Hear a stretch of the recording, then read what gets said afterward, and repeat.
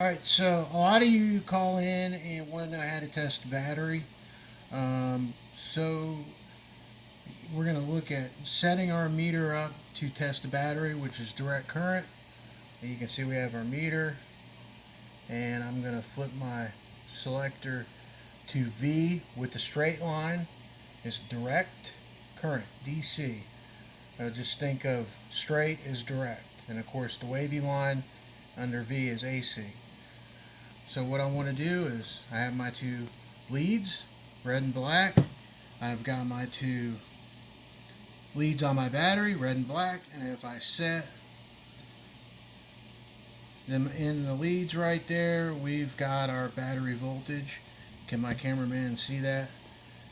12.6 volts on a 12 volt battery, which is completely normal. The batteries will generally run half a volt to, you know, maybe even as much as a full volt hot.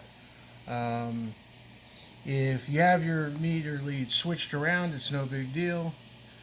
What our meter does is it just throws up a negative value because we've got our polarities reversed.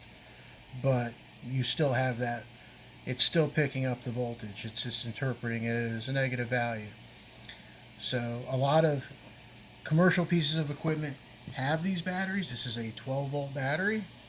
It's very common in a lot of full commercial and upper end self-generating home units.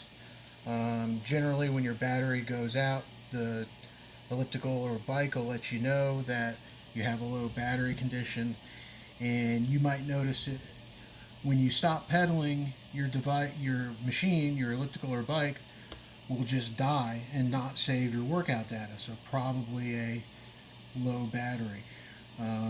This battery right here, if it were to test anything much below 12 volts, 11.7, 11.5, you need a new battery. Thanks.